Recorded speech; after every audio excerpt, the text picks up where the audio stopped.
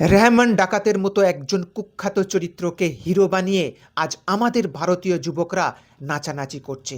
তার স্টাইলে নেচে নেচে ছেলে মেয়েরা রিলস বানাচ্ছে, সোশ্যাল মিডিয়ায় মাতামাতি করছে। ভাই, এটা লজ্জার বিষয়। يا اخي دوس دوس عندي خوش فصلة يا اخي تفوز تفوز والله خوش رقصة يا اخي دوس دوس عندي خوش فصلة يا اخي تفوز تفوز والله خوش رقصة। এটা ভুলে গেলে চলবে না, এই রেহমান বালুচের দেওয়া অস্ত্র দিয়েই ভারতে ২৬/১১ মতো হামলা চালানো হয়। আর আমাদের দেশের ইয়াং জেনারেশন পাকিস্তানের এই কুখ্যাত ভিলেনকে আইডল বানিয়ে ছাড়ছে। ছি ছি ছি ছি, এর বেলায় আরএসএস দেখতে পায় না।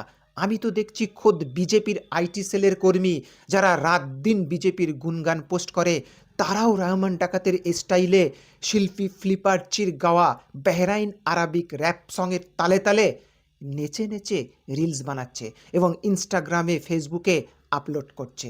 হ্যাঁ, মানছি গানটা বেশ কুল লাগছে, অক্ষয় খান্নার অভিনয়ও চূড়ান্ত হয়েছে, কিন্তু ভাই এটাও ভুলে গেলে চলবে না কার চরিত্র নিয়ে নাচন কোদন করা হচ্ছে।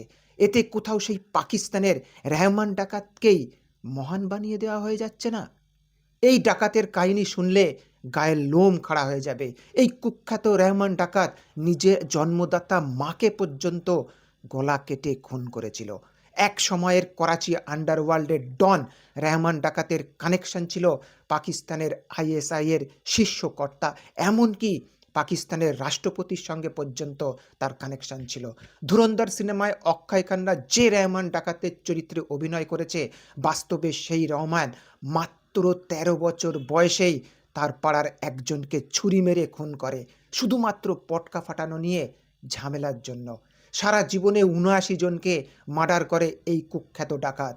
আর আজ এই রকম একজন চরিত্রের মানুষকে নিয়ে আমাদের ভারতীয় ছেলেমেয়েরা কুল ভেবে তারই অঙ্গভঙ্গিতে নেচে গেয়ে রিলস বানাচ্ছে।